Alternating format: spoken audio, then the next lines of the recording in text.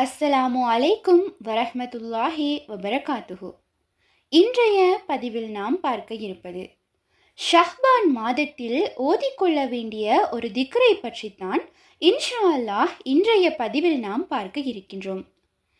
இந்த திக்ரானது அழகான ஆழமான அர்த்தத்தினையும் மிகப்பெரிய சிறப்புகளையும் கொண்டுள்ளது. அல்லாஹ்வின் நல்லடியார்களே, இதை வெறும் ஒரு சாதாரண துஆ என்று நினைக்காதீர்கள்.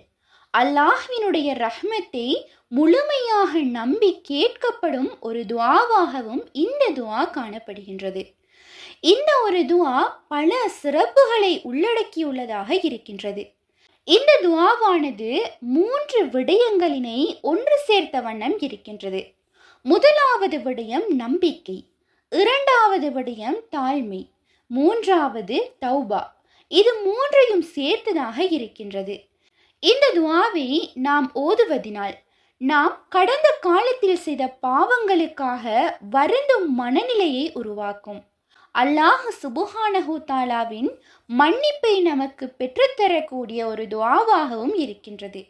இதை நாம் ரமலானை அடைவதற்கு முன் ஓதிக்கொண்டோம் என்றால் ரமலானுக்கு முன் உள்ளத்தை சுத்தமாக்கும். ஷஹ்பான் என்பது ரமலானுக்கான ஒரு தயாரிப்பு மாதமாகும். இன்ஷா அல்லாஹ் இந்த துஆவினை ஷஹ்பானில் ஓதுவதன் காரணமாக ரமலான் மாத அமல்களுக்கு மனமும் ஈமானும் வலுப்பெறுவதாக அமையும்.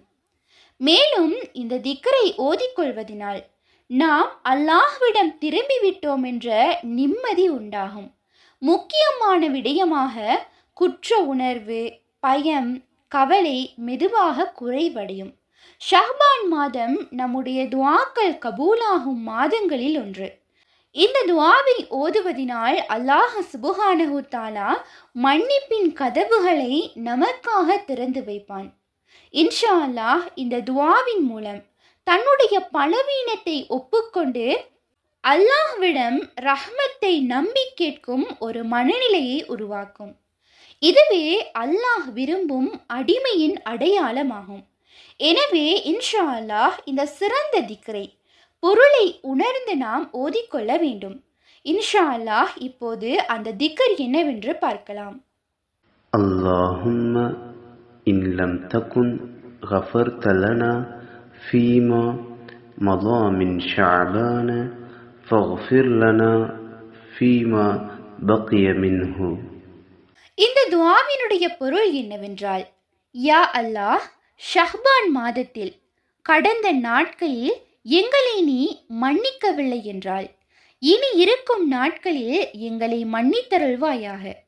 இன்ஷா அல்லாஹ் இந்த சிறந்த துஆவை பொருளை உணர்ந்து ஓதிக்கொள்ளுங்கள். இதை ஓதும் போது வுலு செய்து சுத்தமாக இருங்கள். வுலு இல்லாமலும் ஓதலாம், ஆனால் வுலு இருந்தால் இன்னும் சிறப்பானது. மேலும் இதனை இரவில் மஹ்ரிபுக்கு பிறகு அல்லது இஷாவுக்கு பிறகு ஓதிக்கொள்ளுங்கள். இதை ஓதும் போது இன்ஷா அல்லாஹ் இவ்வாறாக நியத்து வைத்துக் கொள்ளலாம். யா அல்லாஹ், உன் மன்னிப்பிற்காகவும் என் வாழ்க்கை நலனுக்காகவும் இந்த துஆவை ஓதுகின்றேன் என்று நியத்து வைத்துக் கொள்ளலாம். வாயால் நியத்தை மொழிய வேண்டும் என்ற அவசியம் இல்லை. மனதால் நினைத்து கொண்டால் போதுமானது. இன்ஷா அல்லாஹ் முதலாவதாக தரூதே இப்ராஹிம் ஸலவாத்தை 3 முறை ஓதிக்கொள்ளுங்கள். அதற்கு பிறகு இந்த துஆவை 3 முறை அல்லது 7 முறை அல்லது 11 முறை ஓதிக்கொள்ளுங்கள். இதை ஓதும் போது கடந்த வருட பாவங்களை நினைத்து, யா அல்லாஹ், நான் மிகவும் பலவீனமானவன் என்ற மனதில் ஆழமாக வைத்துக்கொண்டு எம்முடைய தேவையை கேட்க வேண்டும். ரிஸ்க் பற்றி கேட்கலாம், உடல் நலத்துக்காக பிரார்த்திக்கலாம், மன அமைதியை கேட்கலாம், வாழ்க்கை சிறப்பாக அமைய வேண்டும் என்று கேட்கலாம். எந்த மொழியில் வேண்டுமானாலும் கேட்கலாம். அல்லாஹ் சுப்ஹானஹு தஆலா எங்களுடைய மொழியையும் எம்முடைய கண்ணீரையும் புரிந்து கொள்வான்.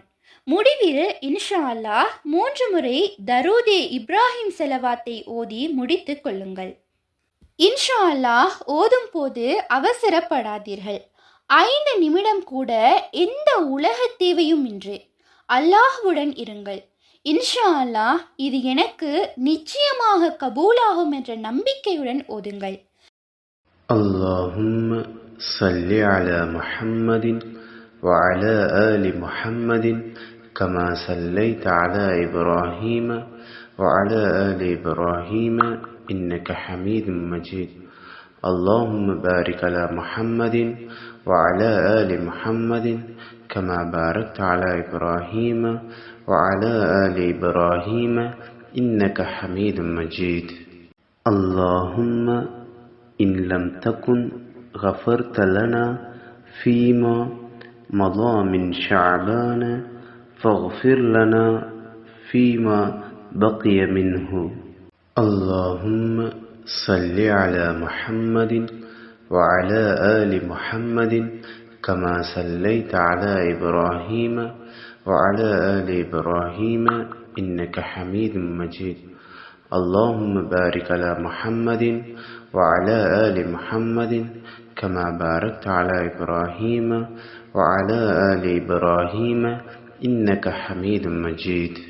இன்ஷா அல்லாஹ் இந்த துஆவை மனதார ஓதி அல்லாஹ்வின் மன்னிப்பையும் ரஹ்மத்தையும் பெற்றுக்கொள்வோமாக. மேலும் அல்லாஹ் நம் அனைவருடைய பாவங்களையும் மன்னித்து அருள் புரிவானாக. ஆமீன்.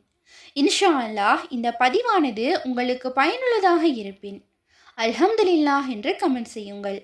மேலும் உங்களுடைய மேலான துஆக்களில் என்னையும் சேர்த்துக் கொள்ளுங்கள். இன்ஷா அல்லாஹ் மற்றும் ஒரு பதிவில் சந்திப்போம்.